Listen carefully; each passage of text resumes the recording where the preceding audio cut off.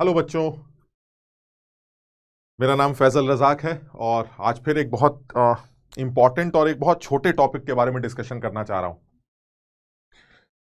हम सब लोग क्लोज पैक्ड स्ट्रक्चर के बारे में समझते हैं और जेई पॉइंट ऑफ व्यू से देखा जाए तो एक बड़ा इंपॉर्टेंट टॉपिक माना जाता है।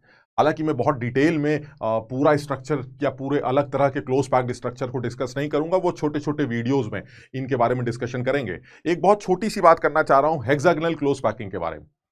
सारी दुनिया जानती है, जो बच्चे तैयारी कर रहे हैं उनको ये आइडिया है कि हेक्सागोनल क्लोज पैकिंग एक ऐसी पैकिंग है जिसका पैकिंग फ्रैक्शन 74% के आसपास निकल के आता। बड़ा क्लोज पैक्ड स्ट्रक्चर माना जाता। मैं इसी के बारे में एक छोटा सा डिस्कशन कर रहा हूं और एक बड़ी अजीब सी बात डिस्कस कर रहा हूं। जनरली हेक्सागोनल क्लोज पैकिंग का जब आप पैकिंग फ्रैक्शन निकालते तो बहुत सारी बातें आती हैं इसके अंदर। सबसे पहले जो सबसे इंपॉर्टेंट समझ में आता है वो ये है कि जो हेक्सागोनल क्लोज पैक्ड स्ट्रक्चर है, उस स्ट्रक्चर में जो एटम्स हैं उनका अरेंजमेंट क्या है, उनका इफेक्टिव कंट्रीब्यूशन क्या है। तो मैं जो इंपॉर्टेंट डिस्कशन करना चाह रहा हूं वो ये है कि जो हेक्सागोनल क्लोज पैक्ड स्ट्रक्चर होता है हमारा, वो कुछ इस टाइप का दिखाई देता है। ठीक, सारे बच्चे जानते हैं, हम सब समझते हैं इस बात को कि एक ऐसा स्ट्रक्चर होगा जिसमें एक यूनिट सेल, हालांकि इस बारे में आगे की वीडियोस में और भी डिस्कस करूंगा इस यूनिट सेल के बारे में, लेकिन जो अभी मैं एक यूनिट सेल दिखा रहा हूं हेक्सागन की, वो कुछ इस तरह की है जिसके हर कॉर्नर पर एक बॉल है, नीचे के फेस के सेंटर पर एक बॉल है, ऊपर हर कॉर्नर पर एक बॉल है, फेस के सेंटर पर एक बॉल है और साथ ही साथ बॉडी के अंदर ये 3 बॉल। अब मैं इसके अंदर एक इंपॉर्टेंट इंफॉर्मेशन ये देना चाह रहा हूं कि अगर मैं इस हेक्सागोनल क्लोज पैक्ड स्ट्रक्चर का रैंक कैलकुलेट करता हूं, यानी इस यूनिट के अंदर इफेक्टिवली कितनी बॉल्स एग्जिस्ट करती, तो अगर मैं ये कैलकुलेट करता हूं तो मुझे हर तरह की बॉल का एक ओवरऑल कंट्रीब्यूशन इस यूनिट सेल में क्या निकल के आता है, यह पता होना चाहिए। तो कॉर्नर बॉल का कंट्रीब्यूशन क्या है, बॉडी के अंदर जो 3 बॉल्स हैं उनका कंट्रीब्यूशन क्या है, जो ऊपर और नीचे के फेजेस हैं उनके ऊपर जो बॉल रखी गई है उनका कंट्रीब्यूशन क्या है। अगर मैं ये सारे कंट्रीब्यूशंस देखूं तो जनरली जो बच्चों को पता है, अब मैं अपने पॉइंट पर आता हूं, जनरली जो बच्चों को पता है वो ये है कि जो कॉर्नर बॉल है उसका कंट्रीब्यूशन 1/6 है, जो ऊपर और नीचे के फेस सेंटर बॉल्स हैं उनका कंट्रीब्यूशन हाफ है, और जो बॉडी के अंदर 3 बॉल्स रखी हैं उनका कंट्रीब्यूशन वो हमारा ओवरऑल 3, यानी हर बॉल एक पूरी की पूरी बॉडी के अंदर है, तो ये तीनों बॉलों का कंट्रीब्यूशन इस यूनिट के लिए वो 3 निकल के आए। अब मैं इसी के बारे में थोड़ा सा डिस्कशन करना चाह रहा हूं और आज का टॉपिक मेरा यही है कि मैं इस हेक्सागन के बारे में एक बड़ी इंपॉर्टेंट बात नहीं जानता हूं और उसके बाद भी मेरे आंसर सही निकल के आते हैं। और वो बहुत इंपॉर्टेंट बात यह है कि जो बॉडी के अंदर ये 3 बॉल्स रखी, अगर मैं आपको यह बताऊं कि इन तीनों बॉलों का जो कंट्रीब्यूशन है वो इफेक्टिवली पूरा नहीं, यानी ये तीनों बॉल बॉडी के अंदर से बाहर निकलती, इनका कुछ कुछ पोर्शन बॉडी के बाहर निकलता। यानी मेरे कहने का मतलब है कि अगर मैं एक हेक्सागन यूनिट सेल के बारे में बात करूं तो ये हेक्सागन यूनिट सेल की इफेक्टिवली कितनी बॉल्स एग्जिस्ट करेंगी, अगर इसको डिस्कस करते हैं तो ये डिस्कशन ये कहता है कि ये जो कॉर्नर बॉल होती है, इस कॉर्नर बॉल का कॉन्ट्रीब्यूशन वो 1/6 निकल के आता है। इसमें कोई शक नहीं है कि कॉर्नर बॉल का जो कंट्रीब्यूशन है वो 1/6 निकल के आएगा, और वो लॉजिकली लगता भी है कि अगर मैं इस कॉर्नर बॉल की बात करूं तो इसको कुल मिला के अगर देखा जाए तो आपके सामने ये जो कॉर्नर बॉल है अभी ये 3 हेक्सागन्स को शेयर कर रही है। आप ध्यान से देखिए, एक हेक्सागन तो ये निकल के आ रहा है,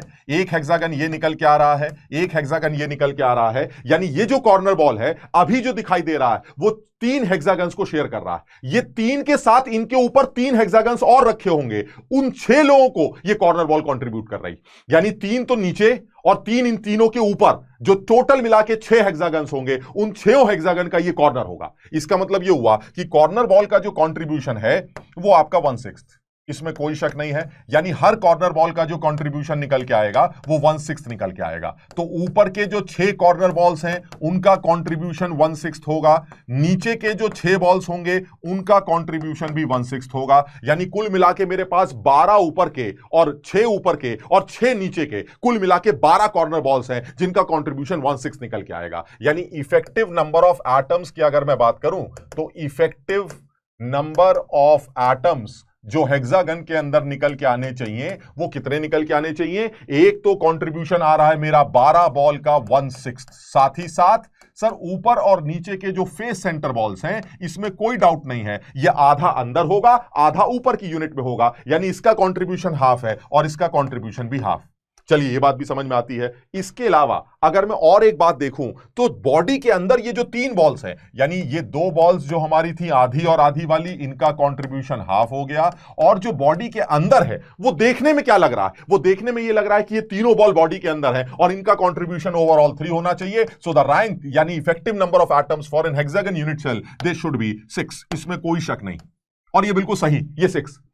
मैं इस वीडियो के अंदर आपको एक छोटी सी ये इंफॉर्मेशन देना जा रहा हूं, बल्कि मैं एक आईआईटी में पूछे जाने वाला एक सवाल सोच रहा हूं कि आईआईटी कभी तो ये सवाल पूछ सकता है कि भाई साहब ये बताइए, ये जो 3 बॉल आपको बॉडी के अंदर दिखाई देती हैं, क्या ये तीनों बॉल बॉडी के अंदर हैं? अगर मैं आपको एक ऐसी एक आर्बिट्ररी सिचुएशन देता हूं जिसके अंदर ये बोलता हूं कि ये तीनों बॉल बॉडी के अंदर नहीं, इनका कुछ कुछ पोर्शन बॉडी के बाहर निकल आता है, सपोज इनका कुछ कुछ पोर्शन बॉडी के बाहर निकल आता है, और अगर मैं आपको यह बता दूं कि इनका कितना पोर्शन बॉडी के बाहर निकल के आता है और आपसे फिर रैंक पूछूं, तो आप यही बोलेंगे सर कॉर्नर का कंट्रीब्यूशन तो 12 इंटू 1/6 ही होगा, ऊपर और नीचे के फेस सेंटर का कंट्रीब्यूशन 2 इंटू 1/2 होगा। लेकिन अगर इनका कुछ कुछ पोर्शन बॉडी के बाहर आ रहा है तो एक यूनिट के अंदर जो उनका कंट्रीब्यूशन होगा सर वो 3 नहीं होगा, वो 3 से कम होगा, क्योंकि कुछ कुछ बॉल इस बॉडी के बाहर निकल रही है। तो इफेक्टिवली जितनी बॉल इस बॉडी के अंदर है वो यहां यूज करना चाहिए और उससे रैंक 6 से कम आ जाएगी। मैं तुम्हें यही बताना चाह रहा हूं कि अगर ये एक सिचुएशन रखी भी जाए तो भी इसकी रैंक 6 आएगी, पहली बात। दूसरी बात, क्या ये सिचुएशन वाकई में होती है या ये सिचुएशन जबरदस्ती में क्रिएट कर रहा हूं? अब मैं तुम्हें ये 1 मिनट के अंदर समझाता हूं कि जो सिचुएशन मैंने तुम्हारे सामने रखी है एक्चुअली यही सिचुएशन एग्जिस्ट भी करती। ये जो सेकंड लेयर की जो 3 बॉल्स हैं, ये तीनों बॉल बॉडी के अंदर नहीं होती, इनका कुछ कुछ पोर्शन बॉडी से बाहर निकल आता, लेकिन उसके बावजूद भी इसकी रैंक 6 निकल के आती, उसके बावजूद भी इनका ओवरऑल कंट्रीब्यूशन 3 ही लिया जाता है। ये क्या बात होती है भाई? जब इनका कुछ कुछ पोर्शन बॉडी के बाहर आ रहा है तो इनकी इफेक्टिव नंबर ऑफ एटम्स तो 3 नहीं होने चाहिए, ये 3 से कम होने चाहिए। अब मैं ये प्रूफ करके दिखाता हूं कि ये बॉडी के बाहर भी होती हैं, उसके बावजूद भी इसकी रैंक 6 निकल के आती। जरा देखते हैं। मैं सबसे पहले ये जो नीचे की बॉल्स हैं, एक बॉल जिसको 6 बॉल सराउंड कर रही, मैं सबसे पहले एक क्लोज पैक्ड लेयर अरेंजमेंट बनाने की कोशिश करता हूं। ठीक, वो क्लोज पैक्ड लेयर अरेंजमेंट बनने जा रहा है। ये मैं सबसे पहले फर्स्ट लेयर बनाने की कोशिश कर रहा हूं जिसमें ये कॉर्नर बॉल्स, बल्कि इनफैक्ट इसको मैं बना लेता हूं, इसको मैं बना लेता हूं जिस तरह से मैंने यहां बनाई है। अगर मैं सबसे पहले फर्स्ट लेयर बनाना चाहूं जो मेरी close packed layer, close packed first layer, ये देखिए आप, इससे ज्यादा क्लोज पैक्ड आप सर स्फेरिकल बॉल्स को, नॉन डिफॉर्मेबल स्फेरिकल बॉल्स को इससे ज्यादा क्लोजली पैक्ड नहीं कर सकते।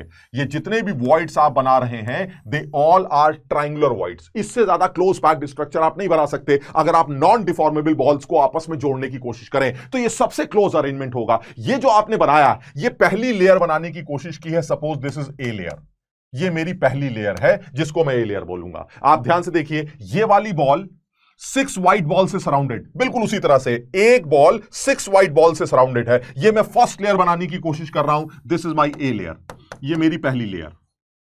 अब मैं क्या करूंगा, ये फर्स्ट लेयर क्लोजली पैक्ड बनने के बाद जो वॉइड्स बन रहे हैं, इन वॉइड्स के ऊपर सेकंड लेयर बनाने की कोशिश करता हूं। चलिए अब मैं सेकंड लेयर बनाता हूं, और सेकंड लेयर बनाने जा रहा हूं मैं कुछ इस तरह से। ये सेकंड लेयर बनाने जा रहे हैं और सेकंड लेयर है मेरी ये वाली। मैं इस वॉइड पर बॉल रख के देख लेता हूं, इस वॉइड पर बॉल रखूंगा, इसके बगल वाले वॉइड पर बॉल रखूंगा, इसके बगल वाले वॉइड पर बॉल रखूंगा, इसके बगल वाले वॉइड पर बॉल रखूंगा, फिर इसके बगल वाले वॉइड पर बॉल रखूंगा। अब मैं ये सेकंड लेयर तैयार कर चुका हूं, ये मेरी सेकंड लेयर तैयार हो गई।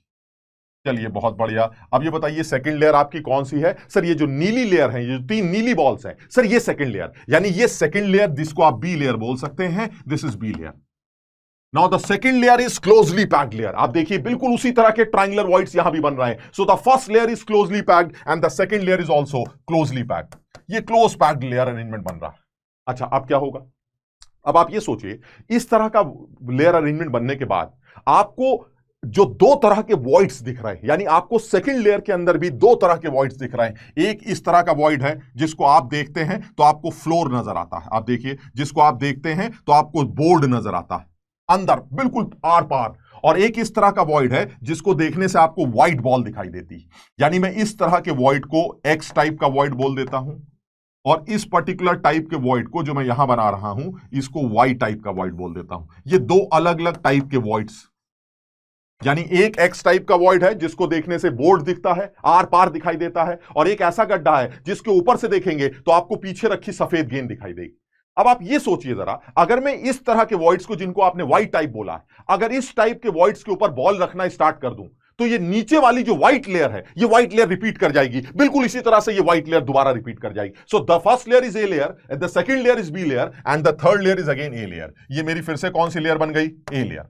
अब मैं इसी के अंदर तुम्हें यह दिखाने की कोशिश करता हूं कि जो मैं कह रहा था वो सच है कि नहीं, कि हेक्सागन जो बनता है उसकी जो यूनिट तैयार हो रही है, उस यूनिट में जो नीली वाली गेंदें हैं, क्या वो पूरी बॉडी के अंदर हैं? चलिए एक हेक्सागन बना के देख लेते हैं। इसके अंदर एक हेक्सागन बनाते हैं और इस हेक्सागन को बना के चेक करते हैं। ये देखिए, ये एक हेक्सागन, ध्यान से देखना भाई, ये एक हेक्सागन आ रहा है। इस हेक्सागन के अंदर ये बढ़िया मेरा एक हेक्सागन तैयार हो गया। अब मैं इस हेक्सागन के अंदर नीली गेंदों के हालात के बारे में देखता हूं। अब आप नीली गेंदों को देखिए, जो आपने ब्लू बॉल्स बनाई हैं, जो आपने ये 3 ब्लू बॉल्स बनाई हैं, वो 3 ब्लू बॉल्स कौन सी हैं? ये देखिए आप, ये वो ब्लू बॉल जिसको आप देख रहे थे, ध्यान से देखिए। इसी तरह से ये ब्लू बॉल जिसको हम देख रहे थे, ये वो ब्लू बॉल।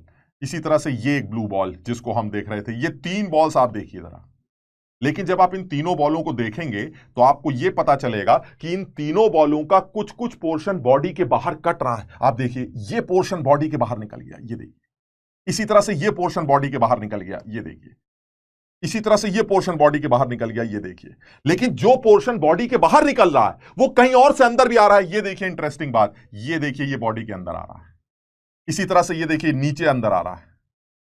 इसी तरह से ये यहां से भी अंदर आ रहा है। यानी मैं आपको क्या बताना चाह रहा था, इस छोटे से वीडियो के बेसिस पर मैं आपको सिर्फ इतनी इंफॉर्मेशन दे रहा हूं कि अगर मैं आपसे यह कहता कि जो हेक्सागन है मेरा, उस हेक्सागन में, जिसको आप ये हेक्सागन समझ रहे हैं, ये जो हेक्सागन है मेरा, इसके अंदर ये जो ए लेयर है जिसमें व्हाइट बॉल 6 व्हाइट बॉल से सराउंडेड है, a white ball is surrounded by 6 white ball. इसके जस्ट ऊपर ब्लू लेयर की जो 3 बॉल्स हैं, 1, 2 और 3, ये तीनों बॉल बॉडी के अंदर नहीं है, इनका कुछ कुछ पोर्शन बॉडी के बाहर है। इसके बावजूद भी इसकी रैंक 6 क्यों आ रही है? क्योंकि जितना पोर्शन बॉडी के बाहर हटता है उतना ही पोर्शन किसी और यूनिट से इसके अंदर आ जाता है। बड़ा ऑब्वियस है, अगर मेरी लेयर का कोई एटम कटकर किसी दूसरी यूनिट में घुस रहा है तो किसी दूसरी यूनिट का वही एटम कटकर मेरे अंदर आ जाएगा। यानी ओवरऑल जो इफेक्टिव नंबर ऑफ एटम्स निकल के आएंगे, वो इफेक्टिव नंबर ऑफ एटम्स हमेशा क्या निकल के आएंगे? वो 6 निकल के आएंगे। बीच वाली लेयर का जो ओवरऑल कंट्रीब्यूशन होगा वो हमेशा 3 होगा, क्योंकि जो पोर्शन कट गया वो पोर्शन कहीं और से अंदर आ गया। यानी ओवरऑल हेक्सागन की जो रैंक है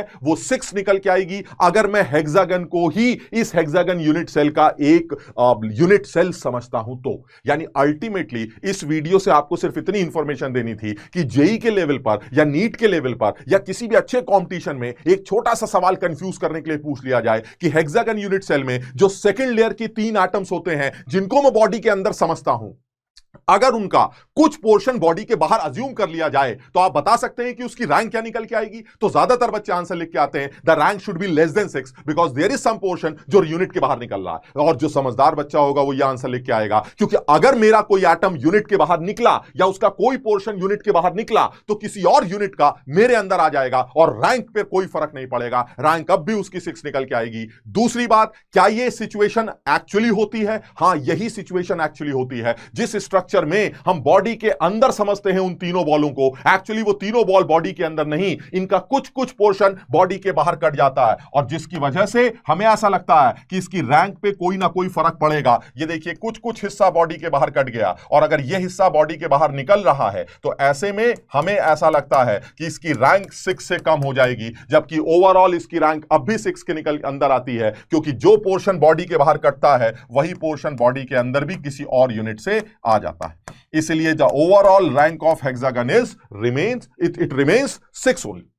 यानी इस इंफॉर्मेशन या इस छोटी सी इंफॉर्मेशन से मैं एक जेई लेवल का एक बड़ा अच्छा सवाल बना सकता हूं, और वो सवाल यही कहेगा कि क्या हेक्सागन की रैंक 6 है? हां 6 है। क्या बीच की लेयर की तीनों बॉलों का कंट्रीब्यूशन 3 है? हां 3 है। लेकिन क्या वो 3 1 + 1 + 1 की वजह से है? ना, वो 1 + 1 + 1 की वजह से 3 नहीं है। वो कुछ प्लस जो पोर्शन कट गया उनको जोड़ने के बाद 3 निकल के आता है। The overall contribution of B layer is 3, but the individual contribution of the ball is not 1 + 1 + 1।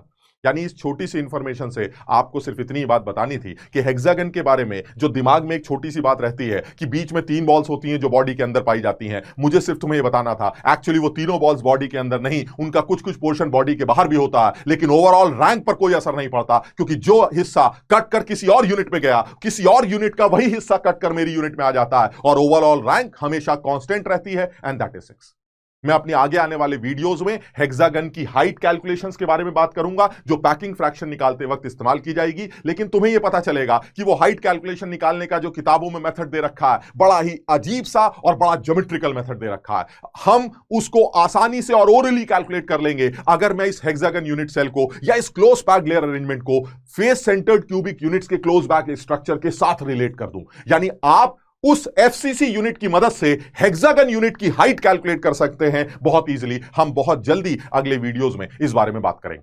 तो मुझे आज आप लोगों को इतनी इंफॉर्मेशन देनी थी। मेरा मानना है एक छोटी सी इंफॉर्मेशन आपको इस हेक्सागन के बारे में एक अच्छी इंफॉर्मेशन देती है। आप इसको समझिए, देखिए और सोचिए कि एक ऐसी चीज जो हम समझ नहीं पा रहे थे या जो हमने याद कर रखी थी, अगर मैं उसको थोड़ा और क्लियरली समझने की कोशिश करूं तो ये चीज मेरे लिए बहुत आसान। तो आज मैं इतना ही डिस्कस करना चाह रहा था। आगे आने वाली वीडियोस में हम इस बारे में और भी डिस्कशन करते रहेंगे जिससे तुम लोगों का फायदा होता रहे। इस तरह के छोटे छोटे टॉपिक्स के बारे में डिस्कशन करेंगे ताकि थोड़ा सा और समझ सकें चीजों को। ठीक है, थैंक यू सो मच।